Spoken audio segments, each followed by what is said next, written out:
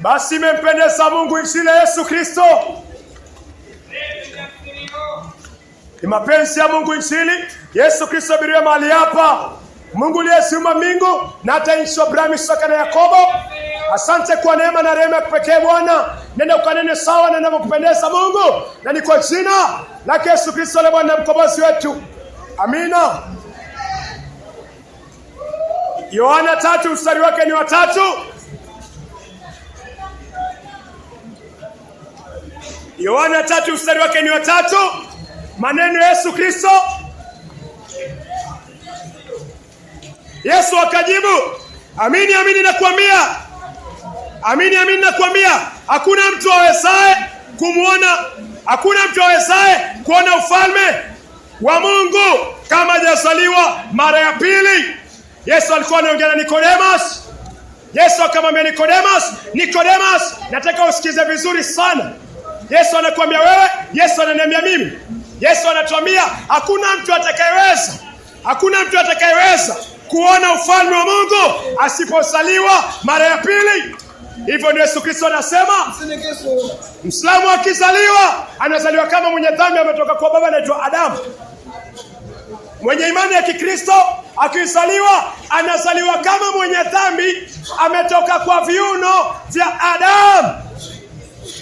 Mtoto ambaye anaitwa mwanadamu, mtoto ambaye anaitwa mwanadamu akizaliwa anazaliwa mwenye dhambi 100%. Nicodemus huyu, Nicodemus ni Mwisraeli, Nicodemus ni mwalimu, lakini Nicodemus hajazaliwa mara ya pili. Weza kuwa unapeleka mwili kanisani, unaweza kuwa uko na cheo kanisani, unaweza kuwa mwalimu wa injili kanisani, lakini hujazaliwa mara ya pili. Nicodemus hakuwa mlevi, Nicodemus hakuwa anazini. Nani huyu? Nicodemus hakuwa anakula mgoka.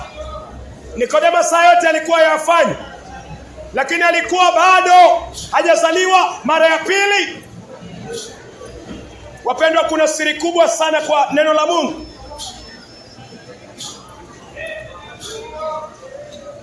Yesu anarejelea Yohana 3 mstari wa 5. Yohana 3 mstari wa 5. Yesu akamwambia, amini amini nakwambia, hakuna mtu yeyote awezaye kuingia ufalme wa Mungu kama hajazaliwa kwa maji, hajazaliwa kwa maji na kwa Roho. Yesu anaongea kuhusiana, ni lazima uzaliwe kwa maji na ni lazima uzaliwe kwa Roho. Hii inamaanisha nini? Kuzaliwa kwa Roho inamaanisha nini? Mwanadamu akizaliwa anazaliwa kwa mwili. Kila mtu anazaliwa kwa mwili. Lazima kwa uwezo wa Mungu ukiri dhambi zako, lazima usitubu, lazima usikie injili, lazima dhambi iondolewe, Roho Mtakatifu aikuwe ndani. Yeye umezaliwa kwa Roho kwa kumwamini Yesu Kristo. Alafu udhirisha imani kwa ubatizo wa maji mengi. Yesu anakuambia lazima usaliwe mara ya pili. Hakuna shortcut. Lazima utubu dhambi, lazima muamini Kristo. Hakuna shortcut. Hakuna shortcut. Lazima usaliwe kwa maji, lazima usaliwe kwa Roho.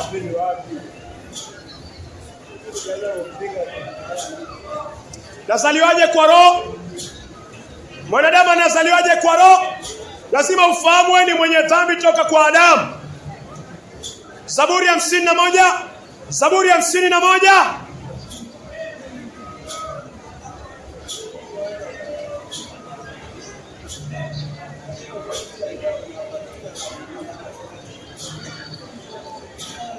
Zaburi ya 51:5. Hii ndio asili yangu. Hakika mimi nilizaliwa mwenye dhambi, mwenye dhambi. Hakika mimi nilizaliwa mwenye dhambi, mwenye dhambi tangu nilipotungwa mimba kwa mama yangu. Maandiko yanasema mimi na wewe ni wenye dhambi tangu katika tumbo za mama zetu. Ina maana hata ukitoka chenye utatenda ni dhambi tu. Ndio maana unakuta mgoka huwezi waacha, wanawake huwezi waacha, wanaume huwezi waacha, matusi yako kwa mdomo, ulevi uko kwa mdomo, bangi uko kwa mdomo, hauheshimu mamlaka. hauheshimu viongozi, hauheshimu wazazi. Kwa nini? Hautaki kuoa, mwataka muendelee tu nani? Hamtaki kwenda kwa nani? Mwataka muendelee tu kuishi. Hiyo ni fornication, hiyo ni zina. Mungu apendezwi na hiyo. Mwili unataka kila kitu ambacho ni kichafu kwa sababu mwili umetoka mahali pachafu, haujatoka mahali pasafi. Yesu anasema ni lazima uzaliwe mara ya pili. Hakuna tumaini. Kama umezaliwa mara kwanza, wewe ni mtoto wa Adamu. Maandiko yanasema kila aliyezaliwa na mwili, kila kilichozaliwa na mwili ni mwili. Yesu ni nani? Hivyo ndio Mungu anasema. Yesu ni nani? Maswali tafadhali baadaye na kuomba. Hivyo ndio maandiko yanasema. Ya Yesu anasema lazima uzaliwe mara ya pili. Yesu ni nani? Wewe ni mlevi. Wewe ulevi unakusumbua, Mungu autoe kwa jina la Yesu Kristo. Hivyo ndio Mungu anasema. Watu wa leo ndivyo pale. Lazima uzaliwe mara ya pili. Mungu kule paka kwanza kuongea hizi watu wanaelewa wanaongea nini?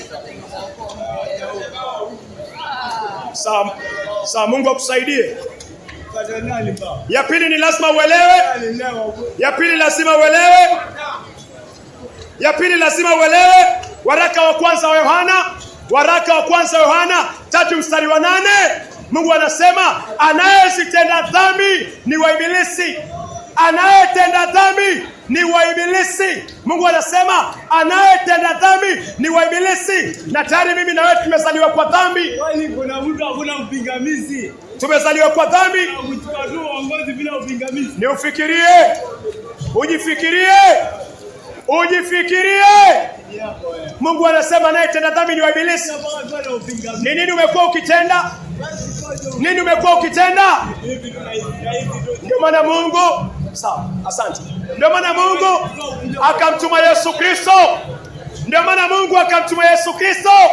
Kila mtu ambaye alikuwa ametenda dhambi kwa agano la kale, kila alitenda dhambi kwa agano la kale alitoa mwana kondoo. Kila aliyetenda dhambi kwa agano la kale alitoa mwana kondoo. Hata mwana kondoo alitolewa kwa ajili yake. Mwana kondoo alitolewa kwa ajili yangu. Kila mwenye dhambi Mungu alitoa kondoo. Kwa Waislamu kondoo alitolewa. Kwa wazinzi kondoo alitolewa. Yohana 3:16. Kwa maana jinsi Mungu aliupenda ulimwengu hata akamtoa mwanawe wa kipekee ili kila mtu amwaminie asipotee bali awe na uzima wa milele. Mungu alimtoa mwana kondoo ambaye ni Yesu Kristo. Mungu alimtoa mwana kondoo ambaye ni Yesu Kristo. Mungu akubariki. Ili dhambi zako ziwekwe kwa mwana kondoo ambaye ni Yesu Kristo, sihukumiwe.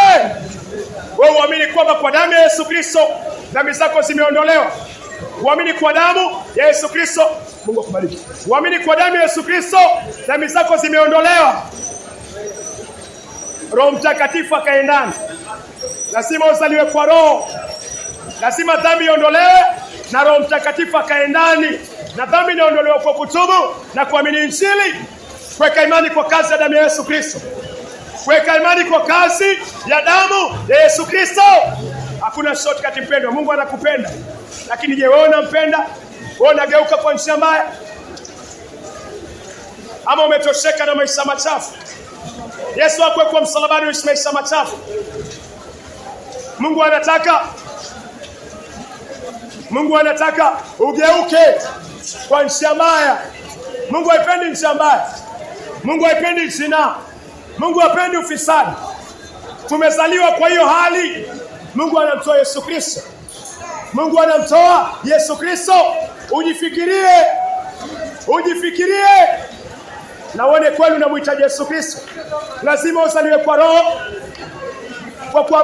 kwa kutubu na kugeuka kwa njia mbaya na kumwamini Yesu na kupokea Roho Mtakatifu na kudhihirisha imani kwa ubatizo wa maji mengi. Lazima uzaliwe kwa Roho na maji, kwa kugeuka kwa njia mbaya, kwa kutubu dhambi, kwa kusikiri na kuziwacha na kuweka imani kwa Yesu Kristo.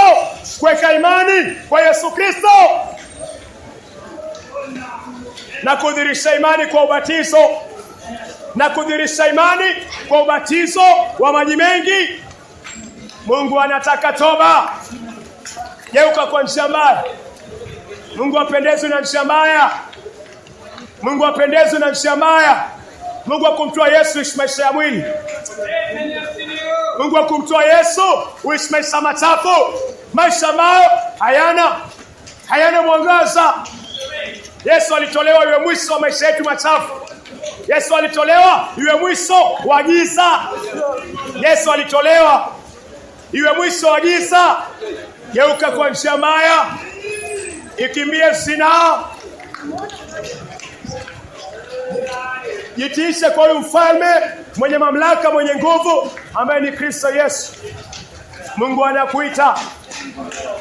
Mungu anakuita ugeuke kwa njia mbaya na uweke imani kwa Yesu Kristo. Amina.